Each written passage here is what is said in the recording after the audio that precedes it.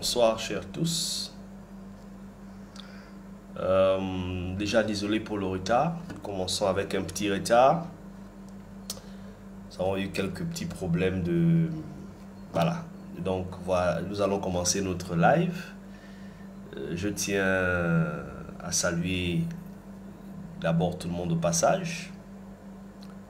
Et tous ceux qui nous suivent, hein, que ce soit à travers Facebook, à travers TikTok. Et nous vous souhaitons véritablement les bienvenus. D'accord?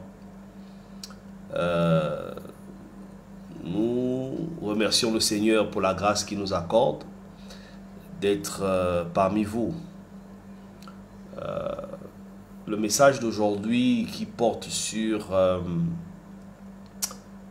le parler en langue, qui est aujourd'hui en vogue. Est-ce que ce parler en langue est-il conforme, n'est-ce pas, à la foi chrétienne?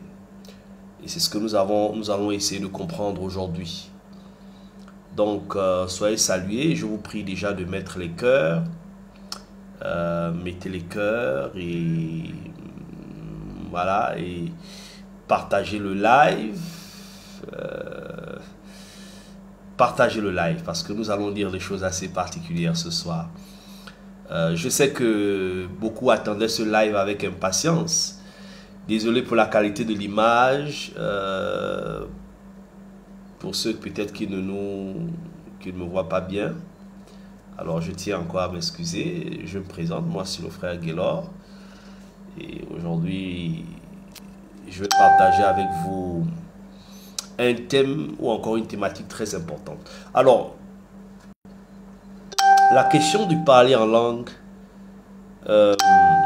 ou comme le thème le dit d'ailleurs, le parler en langue aujourd'hui qui est en vogue, est-ce que il est conforme, n'est-ce pas, à l'évangile? Est-ce qu'il est conforme à la foi chrétienne?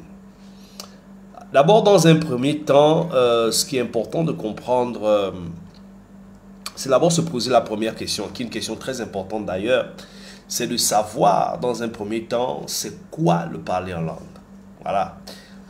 Avant de se faire des idées, il est important de connaître d'abord sur le plan définitionnel. Quand je parle de définition, je fais d'abord allusion, pas à une définition grammaticale ou linguistique, mais le parler en langue dans le sens purement théologique, le sens purement biblique. D'abord, ce qu'il faut comprendre, c'est que lorsqu'on parcourt les Écritures, le premier texte que nous allons lire se trouve dans le livre de Marc, d'accord, chapitre 16, où le Seigneur Jésus va dire quelque chose de très important. Quand vous lisez Marc 16, il va faire mention d'une capacité, il va faire mention d'un miracle que devait être emmené à accomplir, n'est-ce pas, ceux qui devaient croire en lui. Et quand vous lisez le chapitre 16 particulièrement, on peut commencer d'ailleurs à partir du verset 16, il dit, celui qui croira, n'est-ce pas, mais celui qui croira et qui sera baptisé sera sauvé. Verset 17, il dit, voici les miracles qui accompagneront ceux qui auront cru. En mon nom, chasseront des démons, ils parleront de nouvelles langues.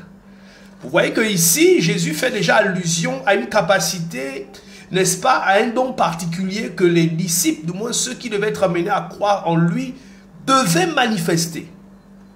Et cette capacité ici n'est rien d'autre que ce que la Bible a appelé, il dit, ils parleront de nouvelles langues. Donc dans la nouvelle alliance, dans le christianisme, la capacité, n'est-ce pas, de parler des langues nouvelles, n'est-ce pas, devait être donnée à ceux qui croiraient, donc à ceux qui sont dans la foi chrétienne, naturellement. Alors ça, c'est le premier discours de notre Seigneur Jésus, d'accord? Il met déjà en exergue une capacité bien particulière. Lorsqu'on va plus loin, ici, on va voir que l'apôtre Paul, lui, par contre, va présenter le parler en langue ici un peu plus comme étant un don spirituel. Alors, lorsque nous allons dans le livre de 1 Corinthiens au chapitre 12, d'accord, lorsque nous allons clairement faire la lecture au chapitre 12, qu'est-ce que l'Écriture nous fait comprendre? D'accord, pour ceux qui sont connectés, vous pouvez nous suivre sur TikTok et également sur le live, l'Église de Christ, selon le fondement des apôtres. Alors, nous parlons, pour ceux qui viennent de nous rejoindre, nous sommes en train de traiter une thématique très importante, c'est le parler en langue. Le parler en langue, aujourd'hui, qui est en vogue dans les églises, dans les dénominations.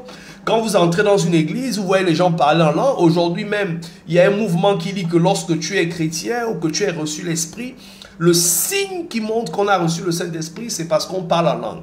Et nous allons également voir, nous voyons aujourd'hui les langues qui sont parlées aujourd'hui dans les églises. Tout le monde connaît ce que c'est ces langues-là. Mais nous allons aller étape par étape. Et aujourd'hui, vous allez comprendre ensemble avec nous ce que la Bible enseigne véritablement sur le parler en langue. Alors nous continuons. L'apôtre Paul va présenter ce parler en langue. Il va l'appeler comment? Allons-y au chapitre 12 de 1 Corinthiens. Alors quand on lit le verset 7, l'apôtre Paul dit ceci. Or, à chacun, la manifestation de l'Esprit est donnée pour l'utilité commune. En effet, à l'un est donné par l'Esprit une parole de sagesse, à un autre une parole de connaissance selon le même Esprit, et un autre la foi par le même Esprit, un autre le don de guérison par le même Esprit, un autre le don d'opérer les miracles, un autre la prophétie, un autre le discernement des esprits, un autre la diversité des langues. Il parle de la diversité des langues. D'accord? Un autre, la diversité des langues. C'est extraordinaire. Ouais. Ici, l'apôtre Paul, comme on a lu tout à l'heure, d'accord, dans le texte que nous venons de lire tout à l'heure, il dit, on a lu dans Marc, Jésus d'ailleurs était d'abord la première personne, n'est-ce pas, à présenter, n'est-ce pas, à parler de cette capacité, de ce miracle, d'accord, que les disciples devaient être emmenés à manifester. Il dit qu'ils parleront de nouvelles langues. On est d'accord? Alors, et lorsque nous continuons dans le livre de 1 Corinthiens chapitre 12, Paul présente le parler en langue comme étant le don de diversité des langues. Ça veut dire qu'en fait, ce parler en langue est une capacité qui amène le disciple, qui amène l'enfant de Dieu à parler diverses langues. Ce n'est pas une seule langue, c'est une diversité de langues. Comme c'est clairement présenté ici dans l'Écriture.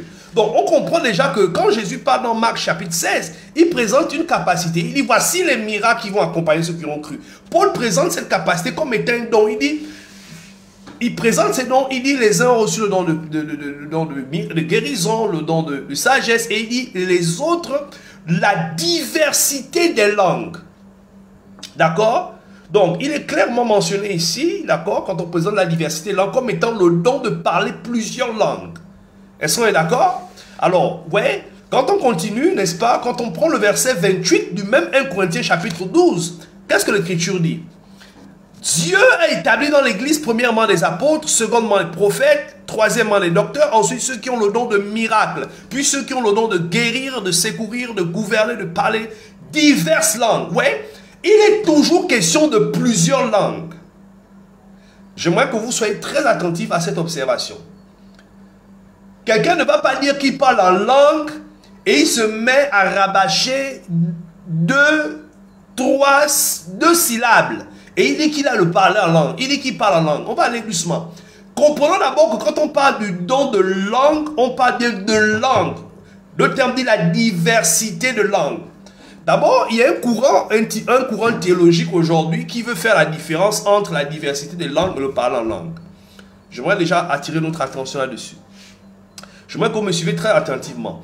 Aujourd'hui, dans les théologiens, les églises, les pasteurs de ce monde essaient de faire une différence entre le parler ce qu'ils appellent la diversité des langues et le parler en langue. En réalité, il n'y a pas de différence. Mais je vais d'abord vous faire comprendre l'enseignement théologique, l'enseignement des dénominations sur ce parler en langue. Alors, il présente la première dimension de ce parler en langue, c'est ce qu'ils appellent en théologie, d'accord, la glossolalie. En fait, la glossolalie, pour eux, c'est ce qu'ils appellent le parler en langue. C'est-à-dire, ça consiste à quoi? C'est-à-dire à parler des langues qu'on ne connaît pas. C'est-à-dire, rababababa, que vous écoutez partout là. Ce qu'ils appellent, les théologiens appellent la glossolalie. C'est-à-dire que c'est une langue, n'est-ce pas, qu'ils appellent également la langue des anges. C'est-à-dire que tu dis des choses que tu ne comprends pas, des choses insaisissables, des choses qui n'ont pas de sens. Ils appellent ça la glossolalie. Et la diversité des langues, ils disent que la diversité des langues en théologie, ils l'appellent la d'accord, la xénoglossie, c'est-à-dire que c'est ce qu'ils appellent la diversité de langues, c'est-à-dire la capacité de parler plusieurs langues qui sont dans le monde. Voici comment la théologie fait la différence entre le parler en langue et la diversité des langues. Ça, c'est une distinction purement théologique que les pasteurs de ce monde essaient de faire. Donc, je reprends. Il dit que le parler en langue qui consiste à faire rababababa, ils appellent ça la glossolalie, d'accord? Et ils disent que c'est une langue que tu ne comprends pas, qui consiste à dire des mots, n'est-ce pas, inintelligibles. Et la diversité des langues, c'est ce qu'ils appellent la xénoglossie, qui consiste à parler des langues qui sont parlées dans ce monde. Mais la grande question que j'ai envie de nous poser, c'est que toutes ces théories de glossolalie, de xénoglossie, toute cette terminologie, en réalité, les apôtres ne connaissent pas ça. La Bible n'en parle pas. La Bible parle d'un don qu'on appelle la diversité des langues. C'est appelé encore le parler en langue. Il n'y a pas une différence entre la diversité des langues et le parler en langue. Tous, ce sont que des expressions qui font allusion à une seule capacité, la capacité de parler dans des langues nouvelles. D'accord? On va aller étape par étape. Alors, donc, nous voyons clairement déjà que voici la compréhension de la théologie. Ils nous font comprendre qu'en fait, quand quelqu'un se met à parler, ils appellent ça la glossolalie, ça dit que tu dis des choses que tu ne comprends pas. Mais est-ce que c'est ce que l'Écriture enseigne? Qu'est-ce que l'Évangile de Jésus-Christ enseigne? Nous venons d'abord de voir, comme je disais, c'est quoi le parler en langue? On vient de comprendre que c'est un miracle, c'est une capacité selon Marc chapitre 16 que Jésus a dit que les croyants devaient être amenés à avoir. D'accord? Et Paul présente ça plus loin comme étant un don. Mais il faut préciser quelque chose. Quand on parle d'un don ou d'une capacité, tout le monde n'est pas nécessairement appelé à parler en langue. C'est pourquoi l'apôtre Paul, dans le texte qu'on venait de lire tout à l'heure, dans 1 Corinthiens chapitre 12, quand on va plus loin, quand on lit à partir du verset 29, il dit, sont-ils tous apôtres, tous sont-ils prophètes, tous sont-ils docteurs, tous ont-ils le don des miracles, tous ont-ils le don des guérisons, tous parlent-ils en langue, tous interprètent-ils? Pour dire qu'en fait, le parler en langue, c'est un don qui n'est pas à la portée de tout le monde. Tout le monde n'est pas nécessairement appelé à parler en langue. Comme aujourd'hui, on veut nous faire croire que si quelqu'un est chrétien, il a forcément la capacité de parler en langue. C'est déjà là une erreur, c'est déjà là une hérésie, clairement condamnée par l'Écriture. Ce que nous allons voir dans la deuxième dimension, c'est de quelle langue l'Écriture parle. De quelle langue il est question? Voici la grande question qu'on doit se poser. De quelle langue est-il question quand on parle du parler en langue? Je vous ai déjà fait la différence. Je vous ai présenté ce que la dénomination enseigne, ce que les théologiens enseignent. Il faut la différence entre le parler en langue et la diversité des langues. La diversité des langues, donc la capacité de parler des langues qui se parlent dans le monde, qu'ils appellent la xénoglossie, et le parler en langue qui consiste à rabâcher, n'est-ce pas, à balbutier, sans donner de sens à ce qu'on dit, qu'ils appellent la glossolalie. Voici ce que la théologie enseigne. Mais j'aimerais qu'on revienne dans ce que l'Écriture nous dit. C'est pourquoi tout à l'heure je disais, nous allons voir maintenant ensemble de quelle langue il est question dans l'Écriture. D'abord, la question qu'on doit se poser, d'où vient de façon prophétique le parler en langue avant même que le parler en langue ne commence à être manifeste dans la Nouvelle Alliance? Il y avait déjà une prophétie qui avait été donnée dans l'Ancien Testament par la bouche non seulement d'Ésaïe, mais même dans la loi, dans le livre de Deutéronome. Donc nous allons commencer par lire déjà ce que le prophète Ésaïe dit au chapitre 28 d'Ésaïe pour comprendre effectivement le parler en langue. Nous allons comprendre ça. D'abord, avant de lire Ésaïe, qu'est-ce que l'apôtre Paul dit? Paul est en train de dire quelque chose de très important que nous allons voir. Lisons ce que l'apôtre Paul dit dans 1 Corinthiens chapitre 14. Paul dit ceci.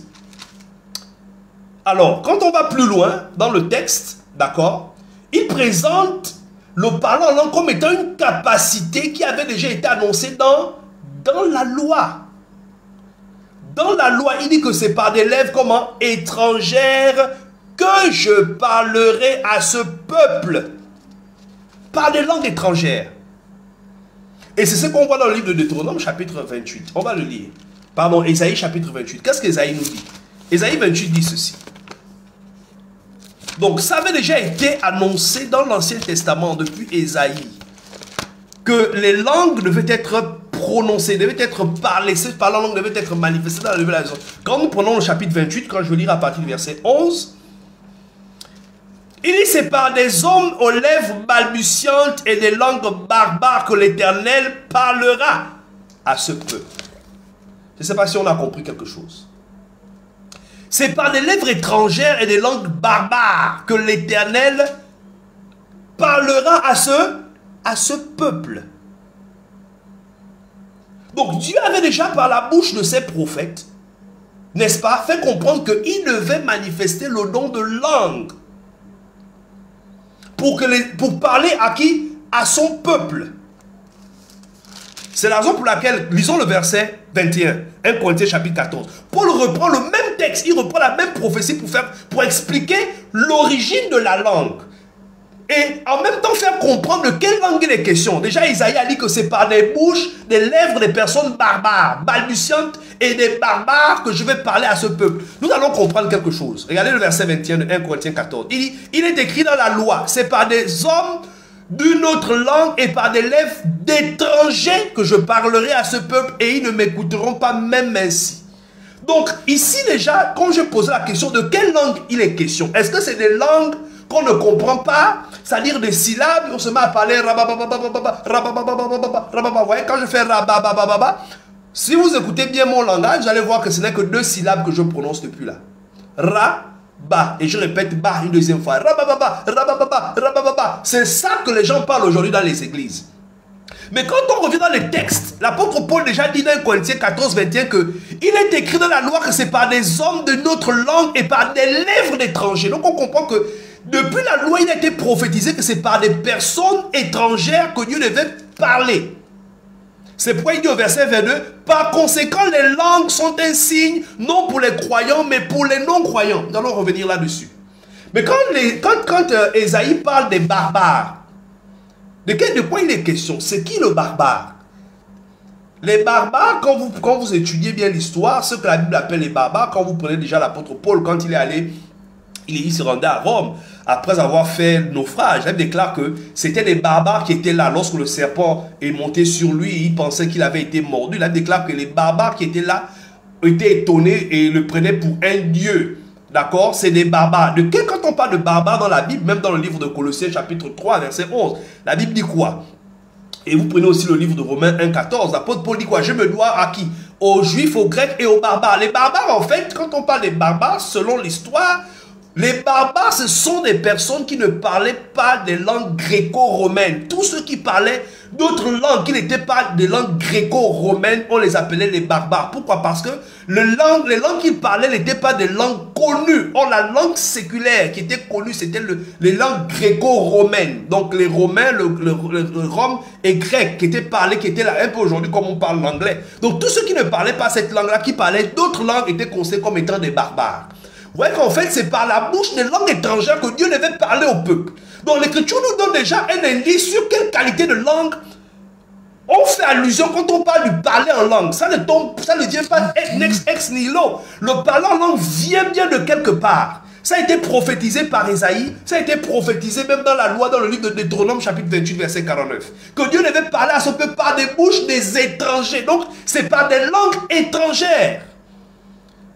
C'est ce qu'il faut comprendre. Et en même temps, ça nous ouvre l'intelligence pour comprendre effectivement de quoi il est question. Quand on va dans la Bible de Actes chapitre 2, qu'est-ce qui se passe? L'Écriture nous fait comprendre qu'ils étaient tous assemblés. Et tout à coup, il vint un vent impétueux, n'est-ce pas? Et à l'endroit, ils étaient tremblés et ils se mirent à parler en d'autres langues selon que l'Esprit leur donnait de s'exprimer.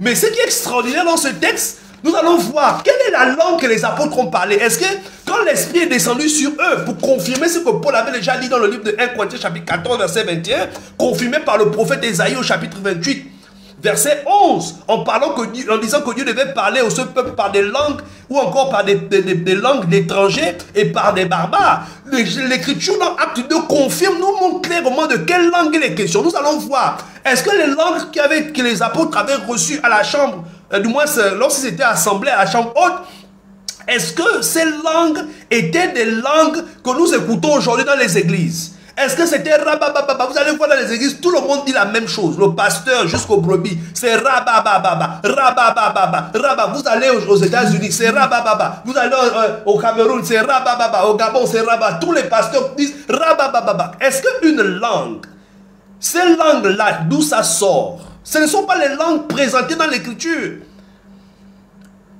Ce n'est pas les langues, ce n'est pas ça le parlant langue que les apôtres ont parlé, que les apôtres ont enseigné. Il n'a jamais été question de karababababa. Et je vais vous expliquer d'où viennent ces langues-là. Allez, Acte chapitre 2, l'écriture dit quoi? On va lire ça. C'est vraiment extraordinaire, je voudrais que vous prêtez vraiment attention. Alors, nous sommes dans Acte 2, l'écriture dit quoi? Quand on lit le verset 7, ils étaient dans l'étonnement et la surprise et ils se disaient en eux-mêmes. Ils se disaient les uns les autres, voici les gens qui parlent, ne sont-ils pas tous galiléens? Et comment les entendons? Nous dans nos propres langues, à chacun dans notre langue maternelle. Donc on voit clairement que c'était des langues qui étaient parlées dans le monde. Il dit des langues maternelles. L'anglais est une langue maternelle pour les anglophones. Le français peut être une langue maternelle pour les francophones. Igbo, c'est la langue maternelle des Nigérians. Le Pounou, c'est la langue maternelle des Pounous. C'est une langue qui est connue. Il continue. Parthes, Mèdes, Élamites, ceux qui habitent la Mésopotamie, la Judée, la Cappadoce, le Pont, l'Asie, la Phrygie, la Pamphylie, l'Égypte, territoire de Libye voisine de Cyrène, et ceux qui sont venus de Rome, juifs, présolites, crétois, arabes, comment les entendons-nous parler dans nos langues les merveilles de Dieu? Ils les entendaient dans leur langue. Donc la langue qu'on parle à Rome, donc Rome, romain, c'est pas fini. Ils étaient tous dans l'étonnement et ne sachant quoi penser, ils se disaient les uns les autres, que veut dire tout ceci? Donc ils parlaient crétois, arabe, romain, toutes ces langues-là, les apôtres parlaient ça et les gens qui étaient venus, rappelez que ce sont des juifs de la diaspora, donc là parmi eux il y avait des proselytes et des juifs qui étaient venus à Jérusalem pour adorer. Donc ils parlaient ces langues-là, maternelles-là, dans lesquelles ils sont nés, avec lesquelles ils sont nés. Il n'était pas question de korabababa, c'est des langues parlées dans le monde. C'est ce qu'on appelle le don de la diversité de langues. Parler plusieurs langues, c'est ce qu'on appelle le parlant langue. Il n'a jamais été question de korabababa. Paul ne connaît pas korabababa. Pierre n'a jamais connu rabababa. C'est que les théologiens essaient d'expliquer en appelant ça la glossolalie. Mais je vais vous dire une chose, je vais vous expliquer quelque chose. Faites des recherches, vous allez voir que même quand on parle de la glossolalie, quand vous allez même, pour ceux qui ont fait l'étude comme en psychiatrie, vous allez voir que quand on parle de la glossolalie en psychiatrie, ça désigne des symptômes chez des patients qui souffrent de schizophrénie. Les malades mentaux. Et ce sont ces langues-là, quand les gens se mettent à parler, on ne sait pas qu'est-ce que tu dis. Une langue qui est dans le monde ne peut pas être composée de 2 syllabes. Rabababa, rabababa. D'accord? On va plus loin. Maintenant, regardons Paul. Après que la manifestation de l'esprit ait eu lieu, on a vu la démonstration que les apôtres sont mis à parler des langues qu'on parle dans le monde. Ensuite, quand on va plus loin, quand on va dans 1 Corinthiens chapitre 14, je retourne. Qu'est-ce que Paul va dire? Suivez. Paul va nous expliquer clairement, d'accord? Dans 1 Corinthiens 14, on va comprendre quelque chose. Qu'est-ce qu'il dit sur les langues? Le verset 7, qu'est-ce que Paul dit? Il dit, si les objets inanimés qui rendent un son, comme la flûte, la harpe, ne rendent pas un son distinct, comment saura-t-on, reconnaîtra-t-on, d'accord, ce qui est joué sur la flûte ou sur la harpe? Et si la trompette ne rend pas un son confus, qui se préparera pour la guerre ou pour le combat? De même, si par la langue, vous ne donnez pas une parole, comment? Distincte. Distincte. Mes frères, je ne sais pas, peut-être il y a les anglophones qui me suivent, il y a les francophones qui me suivent. Quand on dit parole distincte, c'est-à-dire parole claire, qu'on peut bien identifier, on peut bien comprendre ce qui, quand un bébé parle, il ne parle pas de façon distincte. Il va faire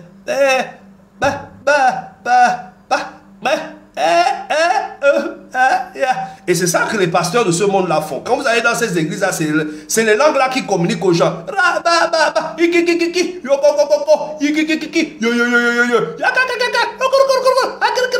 Comme un bébé qui essaie d'apprendre à parler. Mais Paul dit que la langue, il est si par votre parole, vous ne donnez pas une parole distincte, comment on va savoir ce que vous dites? Vous parlez en l'air. Il dit que vous parlez en l'air. Ce qui est intéressant, c'est le verset 10. Suivez le verset 10. Il dit quoi? Quelques nombreuses que puissent être dans le monde, les diverses... Oh my God. Quelque nombreuses que puissent être dans quoi? Le monde, pas dans le ciel.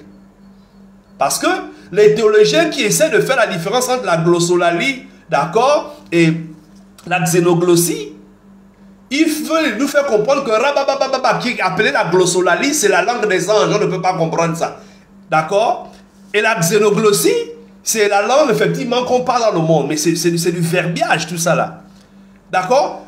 Quand on parle du don de langue, depuis les prophètes, quand ça a été prophétisé dans Ésaïe 28, 11, qu'on a bien lu, il a été question que Dieu utilise les langues des personnes étrangères pour parler à Israël. Et ça, c'est accompli dans Actes chapitre 2. Ésaïe 28, 11, ça a été accompli là-bas. Deutéronome 28, 49, ça a été accompli dans Actes chapitre 2, où Dieu a commencé à parler, d'accord, aux Juifs qui étaient venus adorer là, à travers des langues des personnes étrangères. Ça s'est accompli. Donc, il n'a pas été question d'une langue qu'on parle au ciel. C'est une hérésie. Je vais revenir tout à l'heure sur la langue des anges. Continuons d'abord. Paul est clair, verset 10. Quelque nombreuses que puissent être dans le monde les diverses langues, il n'en est aucune qui ne soit comme une langue intelligible. Il dit, toutes les langues qui sont parlées dans le monde, il n'y a pas une seule langue qui n'est pas intelligible. Paul dit ça en faisant référence à quoi? Au parler en langue, à la diversité des langues. Il montre clairement que les langues qui sont parlées, comme le don que Dieu donne aux saints, ce sont des langues qui sont parlées dans le monde. Ça veut dire que si Dieu doit te donner un don de langue, ce n'est pas rababababa que tu vas parler. C'est des langues qui sont parlées dans le monde. C'est l'anglais, c'est le mandarin, c'est l'imbo, c'est l'espagnol. Ce sont ces langues qui sont connues dans le monde. Si quelqu'un vient parmi vous, il vous entend. Par exemple, je prends par exemple au Gabon, tu vois un Ibo qui, par exemple, tu te mets à parler Ibo alors que tu es Gabonais. D'accord? Un Ibo entre au milieu de vous, un Nigérian. Il va commencer à t'entendre à parler, en train de bénir Dieu. Tu vas par exemple dire Ekele nile, Otuto nile, Diregetineke. Ça a un sens en français. Il va écouter, il va dire, oh, il est en train de glorifier Dieu. Si c'est un Espagnol qui arrive, Dieu va commencer à parler, quelqu'un va se mettre à parler en langue. La salvation est nuestro Dios de siempre, de siempre. Ça a un sens. C'est une langue qui est parlée dans le monde. Si c'est un anglophone, the Lord your God is among you. I love you, I am your God. The Father of our Lord Jesus Christ. Et c'est une langue qui est parlée. Et il y a tellement de langues qui sont parlées dans le monde. Il dit qu'il n'y a pas une langue qui n'est pas intelligible. Déjà, une langue, quand on fait une phrase, même dans toutes les langues, quand on va à l'école, quand on nous apprend comment parler une langue, tu ne peux pas dire à quelqu'un, bonjour, je t'aime. Ouais, bonjour, je t'aime. Ça fait combien? 4 ou 5 syllabes, n'est-ce pas? Donc, j'ai fait toute une phrase. Mais comment quelqu'un va venir faire rababababa, rababababa, rababababa, rabababa, et puis tu dis ça veut dire quoi? Non, là ça veut dire Dieu t'aime, vraiment il veut t'aider, Dieu est au ciel, ils sont trop déçus dans le ciel, son marche-pied sur la terre. Tout ça là avec 2 syllabes. Oh my God.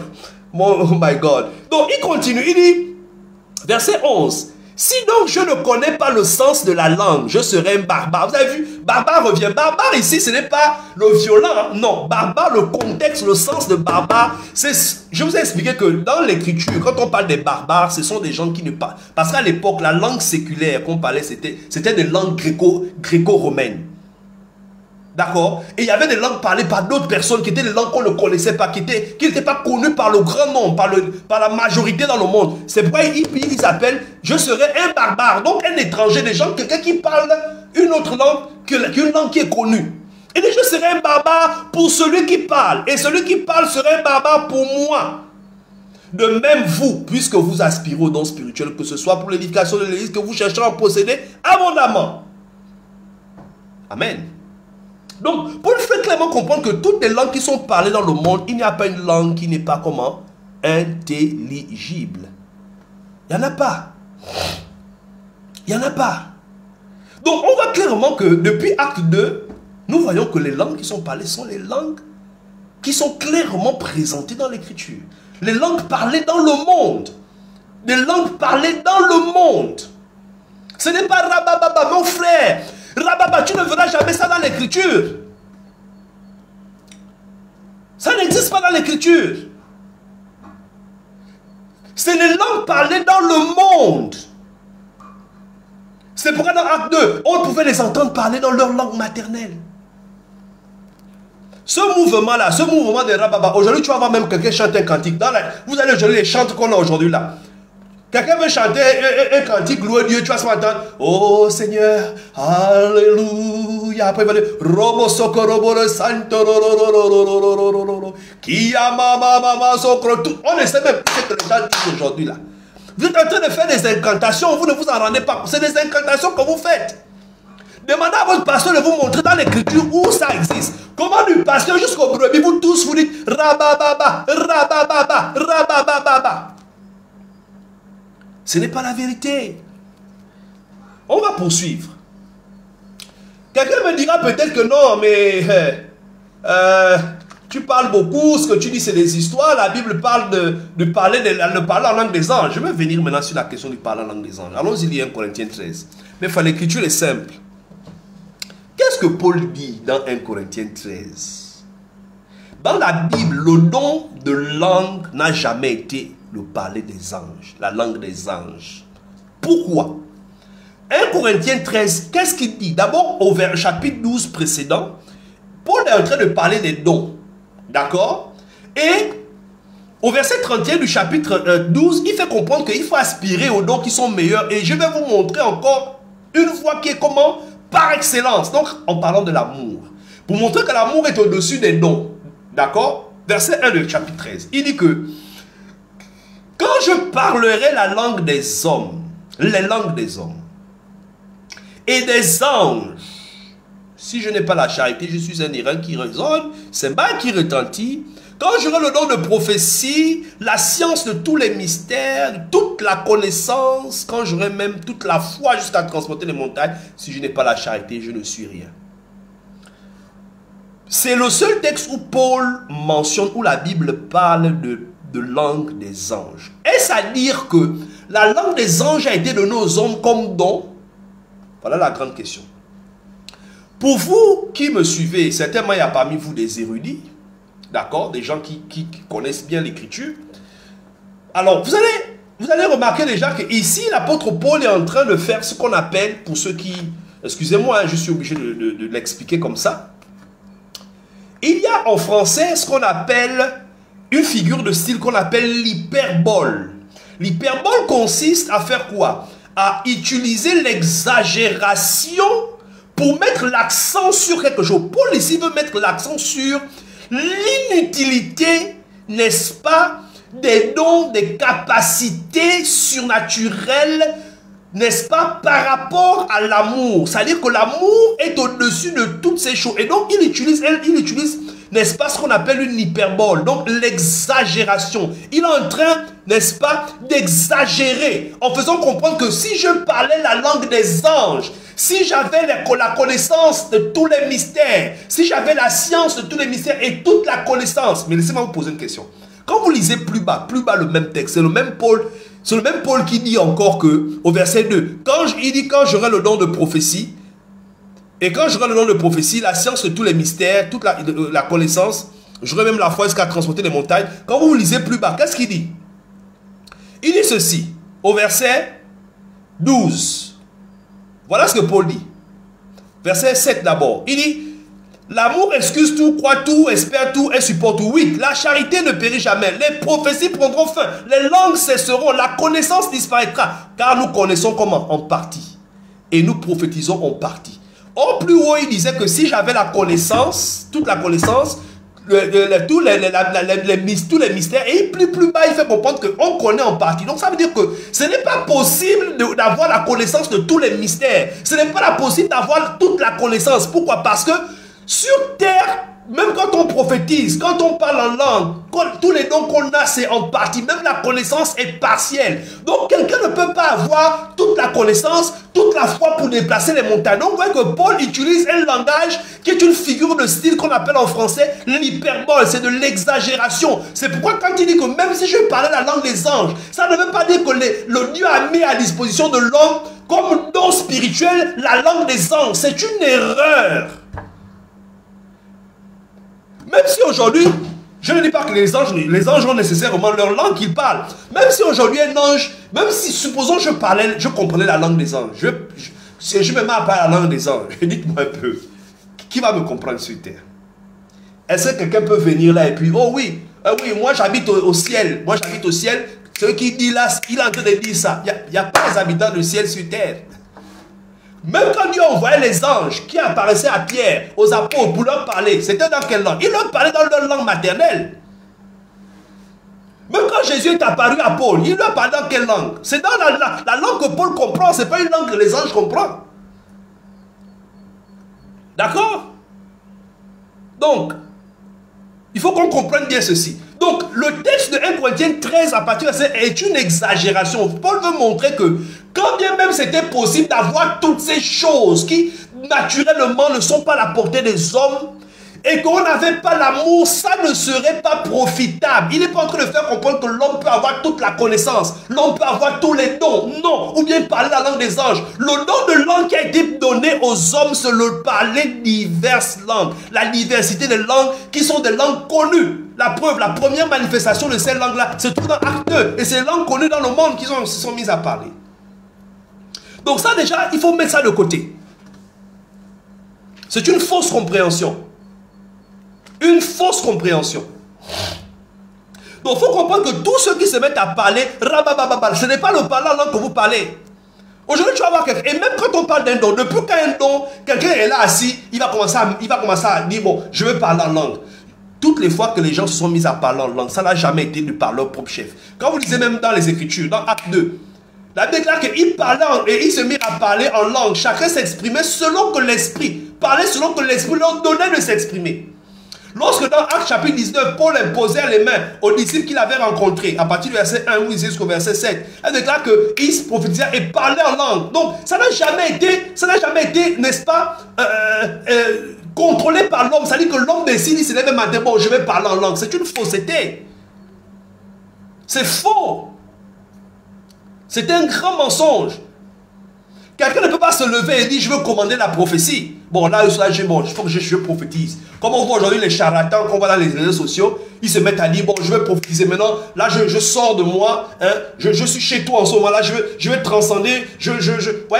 Ils sont en train de vous prêcher la sorcellerie. Ça, c'est le spiritisme. Le spiritisme, le charlatanisme, le vampire que certains pasteurs déguisés, pasteurs charlatans, les ngangas, les gens qui pratiquent l'occultisme, qui ont passé leur vie dans les temples de l'occultisme, n'est-ce pas, de sorcellerie, les esprits avec lesquels ils travaillent là-bas pour sortir en vampire, les esprits qu'ils utilisaient, n'est-ce pas, pour sortir de leur corps, faire des voyages astraux. C'est ces mêmes esprits-là qui viennent utiliser dans l'église, se faisant parler prophète. Je suis prophète, non. Maintenant je vois, là tu vois, là il y a une dimension, je peux sortir de moi, je vais venir là-bas. Madame, je vous vois en ce moment-là. Vous êtes à Kisangani, vous êtes en Chine, n'est-ce pas? Je vous vois comme ça, vous êtes comme ça. Là mon esprit là-bas, ce discours-là est antéchristique. C'est un discours qu'on ne trouve pas chez les apôtres. C'est pourquoi les gens aujourd'hui, quand vous allez dans une église, bon, tu vas pas le passer. Non, si tu veux prier, hein, tu vas prier 2 heures en langue. Ça veut dire quoi prier 2 heures en langue? Oh, j'ai prié 3 heures en langue. Depuis quand prier en langue est un mécanisme que le chrétien lui-même doit enclencher. La langue qui vient comme un don au moment où Dieu l'accorde. De même que la prophétie. Aujourd'hui, les pasteurs de ce monde, avec les chrétiens qui suivent ces pasteurs-là, oui, commence à parler en langue, maintenant parler, c'est toujours 2 syllabes. Même une langue ne peut jamais. Et une langue ne peut pas être composée de 2 syllabes. Tu ne peux pas dire toutes les phrases du monde avec 2 syllabes. Mais à un moment donné, il faut savoir ce qu'on appelle le common sense. Hein? Même si tu ne connais pas la Bible, il y a ce qu'on appelle le common sense. Common sense, c'est-à-dire que notre petit cerveau que Dieu nous a donné va te permettre de comprendre qu'on est en train de te manipuler dans ces églises-là. C'est de la manipulation. Vous êtes en train de... Vous êtes en train de pratiquer l'occultisme. C'est la langue des morts. Vous allez voir que ce mouvement-là, ce mouvement de parler en langue, quand vous allez dans les années 90, il n'y avait pas ça au Gabon. Il n'y avait même pas ça en Afrique. C'est venu depuis les États-Unis. En fait, c'est des mouvements. Vous savez, dans l'occultisme, il y a des personnes, vous allez voir quand ils prennent les crises, même chez les Nganga, chez les gens qui sont initiés. Allez-y, vous allez voir que même dans l'occultisme, chez les Nganga, les gens qui sont initiés dans le Bwiti, le Ndjembe, ils ont ces langues-là. Vous allez voir quelqu'un comme ça, il est là. Quand il commence à prendre les crises, vous voyez, quand quelqu'un a mangé le bois sacré, ou bien elle a vu quelque chose, peut-être son totem qu'il ne fallait pas qu'elle voie.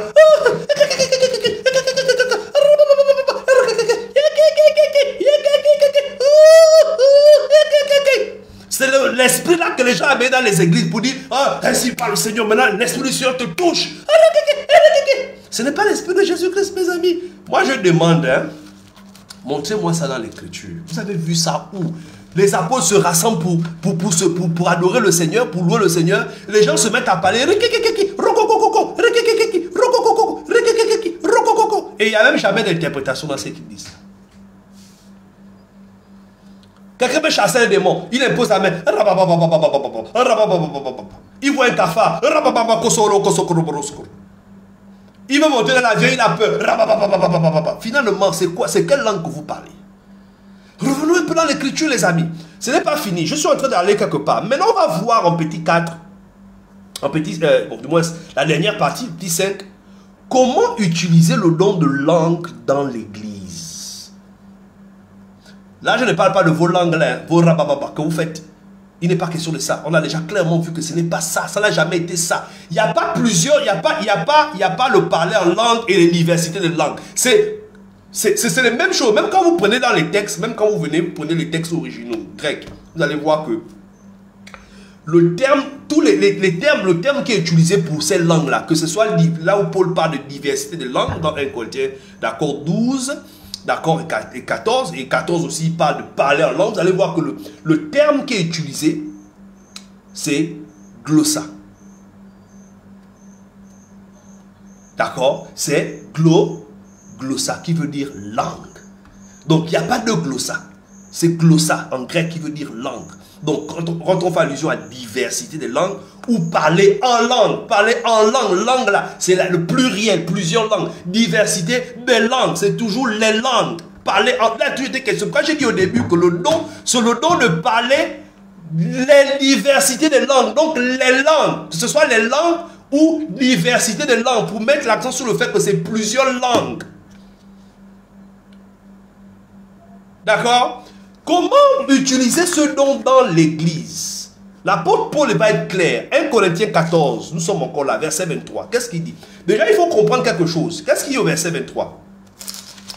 Paul explique ceci. Il dit, verset 22 d'abord, je vais expliquer quelque chose. Il dit, par conséquent, les langues sont un signe non pour les croyants, mais pour les non-croyants. La langue là, le parler en langue, ce n'est pas pour les croyants. Ça veut dire que tu peux être un chrétien et tu ne parles pas en langue. Ça ne va rien t'enlever. Pourquoi? Parce que le don là, Dieu l'a donné pas pour les croyants. Ce n'est pas pour édifier les croyants que Dieu a donné le parler en langue comme don. Il dit, la prophétie au contraire est un signe non pour les non-croyants, mais pour les croyants. Si donc dans l'assemblée, une église entière, tous parlent en langue et qui surviennent des hommes du peuple ou des non-croyants, ne diront-ils pas que vous êtes fous? C'est ce qui se passe aujourd'hui dans les églises. Tu vas dans une église, tout le monde parle en langue. Priez maintenant. Priez. Le pasteur parle. Les fidèles parlent. Et c'est les mêmes choses. Si quelqu'un varie un peu, tu vas dire. Tout le monde. Un Chinois va venir, va dire que mais ils vont. Un anglophone va venir que these people are mad. They are out of mind, these people. Il va commencer à les qualifier comme ça. C'est ce que Paul est en train de dire, c'est pas moi, c'est Paul. Il dit si vous parlez tous en langue, un non-croyant en, il va dire que vous êtes tous fous. Mais c'est ce que les gens font. Et regardez, il dit, mais par contre, si tout le monde se met à prophétiser, pour montrer qu'en fait, le nom de prophétie, c'est ce qui a été donné pour les croyants. Si tous prophétisent et qu'ils suiviennent quelques non-croyants, un nombre de peuple, et il est convaincu par tous, il est jugé par tous. Et verset 25, les secrets de son cœur sont dévoilés, de telle sorte qu'il tombe sur sa face et donnera gloire à Dieu, publiera que Dieu est réellement au milieu de vous. Parce que les secrets de son cœur ont été dévoilés. D'accord? Verset 26, que faire donc, frères, lorsque vous vous rassemblez? Paul nous explique ce qu'on doit faire quand on se rassemble. C'est clair, les apôtres ils sont en train d'expliquer. Il dit quoi? Voilà ce qu'il dit. Il dit, les uns, les autres, ont-ils une langue? Pardon, un cantique, instruction, une révélation, une langue, une interprétation, que tout se fasse pour l'édification. Ce qui m'intéresse, c'est la suite. Suivez la suite. Il dit ceci. En est-il qui parle en langue? Est-ce qu'il y a des gens qui parlent en langue? Il dit que deux ou trois au plus parlent et que les autres fassent quoi? Hey my God. Il dit que deux ou trois au plus parlent, chacun à son tour, et que quelqu'un interprète. Je vais répéter. Il dit s'il y a des gens qui parlent en langue, s'il y a des gens qui prétendent qu'ils ont reçu le don de langue qui parlent, il dit que ce soit deux. Au plus trois. Ça veut dire que vous ne devez pas dépasser trois. Mais comment ils vont parler? Est-ce que les trois vont parler en même temps comme on voit dans ces églises-là? Où les gens parlent en même temps. Il dit non. Il dit chacun à son tour. Ça veut dire que quelqu'un se lève. Il dit j'ai une langue. Il parle sa langue. D'accord? Si c'est fan, si c'est mandarin, si c'est anglais, si c'est espagnol, il parle sa langue. Et quelqu'un qui est assis va se lever pour interpréter. Il s'assoit, deuxième personne, troisième personne, à tour de rôle. C'est ce qui est écrit, mon ami. C'est pas ce qu'on fait là. Tout le monde parle. On ne sait pas ce que les gens disent. Lui là, il parle rabababa. Lui là, rabababa. Après, vous dites quoi? Amen. Amen à vos rabababa. On ne sait pas ce que vous dites. Si on est en train de vous maudire ou on est en train d'injurier le nom du Seigneur, vous ne saurez même pas. Parce que tout le monde dit rabababa. Il n'y a pas d'interprète. Il dit au verset 29. Il dit, verset 28, s'il n'y a pas d'interprète, qu'on se taise dans l'église et qu'on parle à soi-même et à Dieu. S'il n'y a pas d'interprète, le parler en langue ne sert à rien. Rien du tout. Parce que quand on se rassemble, c'est pour être édifié. Ce n'est pas pour dire non, oh, je parle en langue, c'est des mystères. Celui qui parle en langue, oui, c'est des mystères quand ce n'est pas interprété. Mais frère, il faut arrêter de mystifier les gens. Hein. Quand Paul dit que celui qui parle en langue parle à Dieu et non pas aux hommes, parce que il dit des mystères à Dieu. Et c'est vrai. Mystère, c'est quoi? Si moi je dis par exemple, voilà, je suis là, moi je suis Gabonais. Et je me mets à parler une langue. Je dis par exemple, Maou et Nigan. Maou et Lolo. Vous ne comprenez pas ce que je dis. Mais pourtant j'ai parlé une langue qu'on appelle le Mina. J'ai dit Dieu est grand. Dieu est grand. Dieu est fort. Il est grand. N'est-ce pas? C'est ça. Donc, si je parle ma langue que tu ne comprends pas, c'est un mystère. C'est un mystère. Donc, il n'y a qu'un Mina qui peut comprendre ce que je dis. Maintenant, c'est parce que j'explique que ça, ce n'est plus un mystère. Ce n'est plus un mystère. Le mystère, c'est quand ce n'est pas expliqué.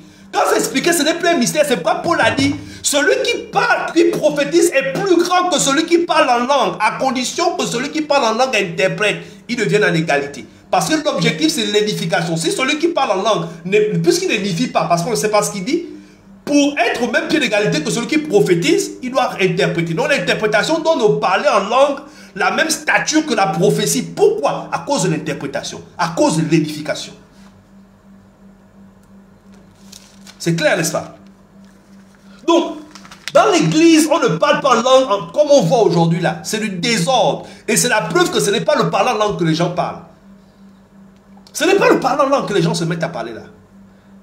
C'est une langue que les pasteurs ils se sont distribués ça entre eux-mêmes. Hein. Peut-être par un esprit, ils communiquent. Regardez-moi aujourd'hui, quand ils s'imposent les mains aux gens, viens recevoir le don de l'esprit, ils t'imposent la main, ils commencent à prier, ils poussent. Ouais, ils ont une technique, ils te poussent la tête, ils te poussent la tête. Reçois le Saint-Esprit maintenant. Parle en langue. Ouvre, délie ta bouche. Ouvre maintenant. Ouvre. Commence à parler maintenant. Commence à parler. Et la foi. Tu vas voir le pauvre frère là-bas, la pauvre soeur. Il est obligé de copier. Ils font le semblant. C'est la mascarade. Moi, j'étais dans ces églises-là. J'ai fabriqué le parler en langue. C'est du fabricage. C'est du fabricage. Puisque tout le monde, en fait, ils font les choses par imitation. C'est un esprit qui les conduit, qui fait en sorte que vous parlez tous, vous suivez les choses par imitation. Mais quand on vient dans l'écriture, vous ne pouvez pas démontrer avec l'écriture que ce que vous parlez là, c'est le parler en langue. C'est pas ça le parler en langue. C'est pas ça le parler en langue. On est d'accord? Donc, je pense que ça doit être clair. Aïe, aïe. Je pense que c'est clair comme ça. C'est ça, mes amis. Donc, faut pas qu'on soit dans la mystification. Quelqu'un ne peut pas venir me prouver ici que Rabababa, c'est le pas la langue. Jamais de la vie. Depuis les prophètes, parce que quand on veut étudier une thématique ou un point doctrinal, d'accord, tu dois être capable même, c'est-à-dire que quand tu fais des démonstrations, il y a certaines parties de l'écriture, doctrine, où parfois tu vas l'identifier dans l'Ancien Testament. L'origine, d'accord, c'est comme la prophétie, et plutôt la manifestation des dons. La prophétie, on peut l'identifier depuis Joël chapitre 2, 28, ça avait été annoncé, ça s'est accompli dans Acte 2. La même chose, le don de langue a été annoncé dans Isaïe 28, 11, depuis là-bas. Et l'écriture est claire, c'est des langues par des lèvres des personnes étrangères. Ce n'est pas la langue des anges. D'accord? Donc c'est ça, mes amis. C'est ça quand on parle de don de langue. C'est ça quand on parle du don de langue.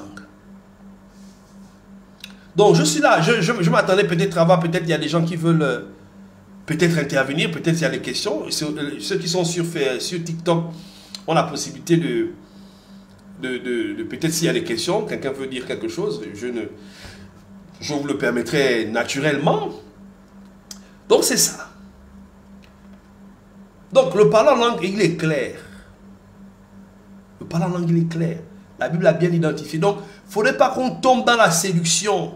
Les apôtres ont clairement dit, vous savez, aujourd'hui, je vais terminer par là. Quand vous savez, tout ce qu'on fait, c'est l'apôtre Jean qui a été clair. Il a dit ceci. Je suis en train de terminer.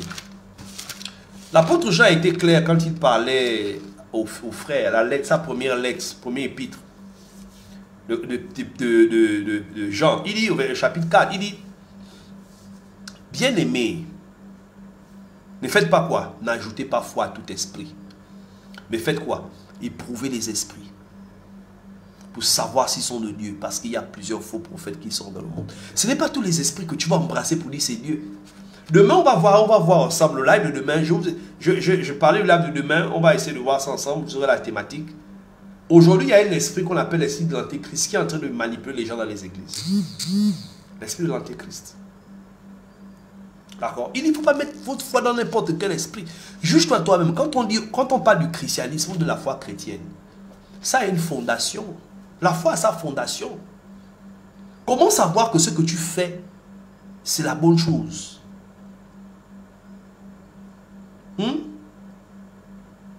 Comment voir que tu es dans la foi? Quelqu'un te dit quelque chose, tu suis. Oh, tout le monde fait ça. Ce n'est pas parce que tout le monde fait ça que c'est la vérité. Prends toi-même. Depuis que tu parles en langue là, depuis que tu parles en langue le jour qu'on t'a soi-disant baptisé de l'esprit, tu t'es assis à un moment donné, tu te poses la question, mais je vais un peu sonder l'écriture. C'est quel esprit là? Est-ce que les apôtres ont fait ça? Parfois même tu vas voir, dans l'église, tu rentres comme ça là, il y a un pasteur qui prêche, il prêche. Tu vas entendre une femme là-bas s'élever. C'est pas le Seigneur. Écoutez ce que le pasteur dit. C'est moi l'Éternel. C'est qui vous dit c'est la vérité. Ouais, quand les Indiens font leur cri là. Mais attends, dites-moi un peu. Et tu vois, le pasteur aussi, il est content. Oui, vraiment, oui. Hein? Dieu confirme ce que j'ai dit. C'est le désordre. L'esprit là. Ça, c'est un démon. Regardez. L'apôtre Paul, dans Actes chapitre 16, vous connaissez l'histoire, non? L'esprit de Python que Paul a chassé. Qu'est-ce qui s'est passé? À chaque fois que tu voyais les bonhommes, ce sont les serviteurs de Dieu. Et la voix de Dieu, écoutez-les. À chaque fois. C'est le serviteur de Dieu. C'est la voix de Dieu, écoutez-les. C'est le même esprit là qui est dans les églises là. C'est le Seigneur, c'est la vérité. Donc quelqu'un est en train de faire l'application. Toi, ton esprit va d'abord te soulever. L'esprit de Jésus-Christ, mes frères. Quand un don vient, même quand la prophétie vient, même quand une langue vient, la langue ne vient pas, la prophétie ne vient pas te mettre en prison. Ça dit que ça te soulève, ça ouvre ta bouche. C'est les démons qui font ça. L'esprit de Jésus-Christ ne possède pas les gens, il te soulève. Le Seigneur est entier en moi. Écoutez, peuple de Dieu. Le Seigneur est rentré en moi, maintenant écoutez sa voix. Même si quelqu'un prêchait, il doit avoir arrêté sa prédication. Il doit arrêter sa prédication. Hein? Si on chantait les cantiques, on va arrêter là-bas les cantiques parce que Dieu parle. C'est l'esprit de Python. Paul dit quoi? Il dit 1 Corinthiens 14. Hey, Seigneur Jésus, il faut nous aider. Les gens sont perdus. Il dit quoi? Lisons verset 32. Il dit quoi? Verset 31. Vous pouvez tous prophétiser successivement. D'accord? D'accord? Afin que tous soient instruits et que tous soient exhortés. Il dit, les esprits des prophètes sont soumis aux prophètes. Dieu n'est pas un Dieu de désordre, mais de paix, comme dans toutes les églises des saints. Les esprits des prophètes sont soumis aux prophètes. Ça veut dire quoi? Parce que ce n'est pas l'esprit qu'on prophétise, ce n'est pas l'esprit qu'on parle en langue, ce n'est pas l'esprit qu'on manifeste ses dons.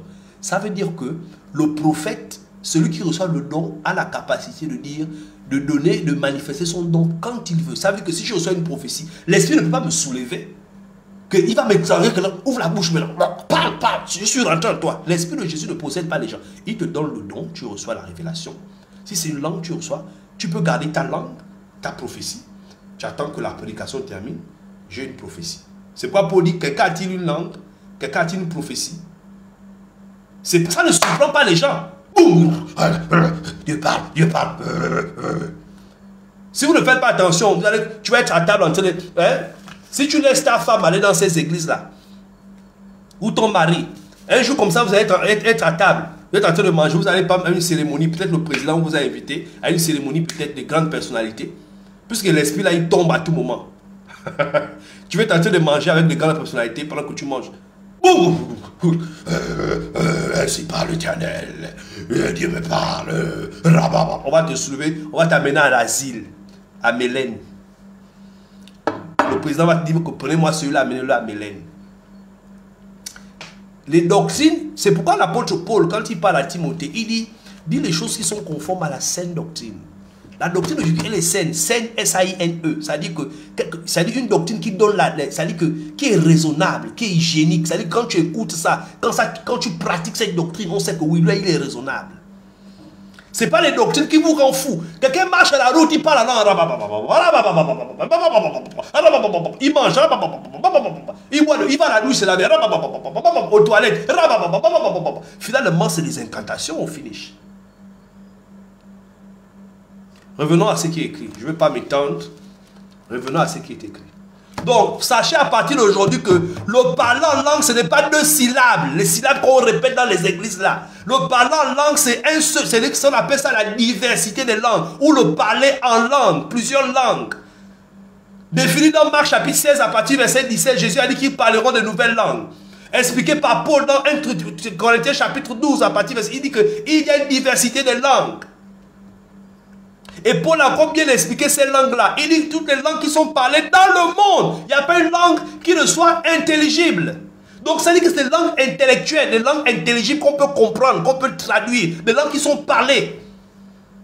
Et la démonstration, c'est Actes chapitre 2. Ce n'est pas les rabababa que les gens parlaient. Pour les apôtres Pierre et les autres qui étaient à la chambre, on ne va pas parler les rabababa. Ils ont parlé les langues maternelles des personnes qui étaient venues parler là. Vous avez trouvé rabababa là où? C'est les Américains qui vous ont amené ça. Dans les églises, des églises qui sont, ils mélangent tout, et l'évangile, et avec les esprits. Hein? Les sectes qu'on appelle les séraphines, les chérubines et les séraphines, où là-bas on prie les esprits, on prie les anges. Ce sont ces esprits démoniaques là qui ont commencé à contrôler. Ça a commencé aux États-Unis, les gens ont commencé à mêler ça en Afrique. Quelqu'un chante aujourd'hui, tu ne peux même pas écouter le cantique normalement. Tu as seulement entendu, il chante, il commence à chanter, après il va te laisser le chant faire. Vous allez commencer à invoquer le diable même sans savoir. Vous avez même déjà commencé à invoquer le diable. Donc, je vous remercie beaucoup. Je ne vais pas m'étendre. Faire des longs lives. Voilà. Donc, c'était le thème sur le parler en langue. D'accord? C'est quoi le parler en langue? De quel parler en langue? De quoi parle-t-on? De quel parler en langue il est question? Et la démystification de la langue des anges. On a clairement expliqué ce que c'est. Et comment utiliser le don de langue dans l'église. Donc, dorénavant, tu sais, là où tu es là, tu m'écoutes, tu sais si tu es chrétien. Normalement, si un conseil à te donner, n'ouvre plus ta bouche pour parler la langue là. Sors même de là-bas. Cherche à nous rencontrer, on va t'expliquer l'évangile. on va t'aider. D'accord? Donc, je vous remercie. On se retrouve demain certainement à la même heure pour un prochain live sur, n'est-ce pas, la manifestation de l'esprit de l'Antéchrist dans les églises. Il y a beaucoup de manifestations, beaucoup de pratiques chrétiennes aujourd'hui qui ont pour origine l'influence d'un esprit qu'on appelle l'esprit de l'Antéchrist. Ne manquez pas ce rendez-vous. Que Dieu vous bénisse et à la prochaine. Je vois que je vois mon frère qui voulait participer au live, c'est ça, d'accord? Quelqu'un voulait à la dernière minute. Ah, il y a une question. Est-ce que lorsqu'on est baptisé du Saint-Esprit, le signe c'est forcément le parler en langue? Ok, la réponse est non. Le baptême du Saint-Esprit n'a pas pour signe exclusif le parler en langue. Parce qu'on a lu dans 1 Corinthiens chapitre 12 où l'apôtre Paul a clairement dit, d'accord, on l'a lu tout à l'heure, où il a clairement dit, est-ce que tous parlent en langue? Est-ce que tous prophétisent? Est-ce que tous sont des apôtres? D'accord? Et nous voyons également dans le livre dans les évangiles, on a vu des gens qu'on a imposé les mains qui n'ont pas parlé en langue. D'accord? Le signe que nous avons reçu, le don du Saint-Esprit, c'est la manifestation des dons. Et Dieu donne ces dons-là, il les distribue à, n'est-ce pas, à chacun particulièrement comme il veut. D'accord? Il n'y a pas un don qui est l'exclusivité, n'est-ce pas, ou le critère pour identifier, n'est-ce pas, la réception du Saint-Esprit. Pas du tout. Pas du tout. Le parler en langue n'est pas le signe qu'on a reçu le don du Saint-Esprit. On peut recevoir le don du Saint-Esprit, ne jamais parler en langue. C'est pourquoi j'ai expliqué au début que le parler en langue n'est pas un signe qui a été donné aux chrétiens. Dans l'église de Jésus-Christ, les saints prophétisent plus qu'ils ne parlent en langue. Parce que le signe qui leur a été donné pour s'édifier mutuellement, c'est la prophétie et non le parler en langue. Le parler en langue a été un signe qui a été donné pour les non-croyants, pour convaincre les non-croyants. C'est pourquoi Paul a pris cet exemple d'un chrétien. Il a dit que si un non-croyant rentre au milieu de vous et que vous mettez tous à prophétiser, son cœur va être touché. Et remarquez que Acte 2, qu'est-ce qui se passe? Quand les apôtres se mettent à parler en langue, qui sont ceux qui ont été convaincus? C'est les non-croyants, c'est les étrangers qui séjournaient là à Jérusalem. En les entendant parler dans leur langue maternelle, leur cœur, n'est-ce pas, les cœurs ont été touchés. Mais dans l'assemblée de Dieu, Dieu touche les vies. Dieu parle à son peuple par la prophétie. Donc le parler en langue n'est pas l'exclusivité ou le signe exclusif qu'on a reçu le don du Saint-Esprit. D'accord? Et même quand vous lisez Actes chapitre 8, verset 14 à 16, quand on a appelé les apôtres pour imposer les mains aux Samaritains, la Bible ne dit pas qu'ils ont parlé en langue. Voilà. Donc il y a des endroits où on voit les gens reçoivent le parler en langue, ils prophétisent, les endroits ce n'est pas le cas. D'accord? Voilà, merci. Ok, je crois que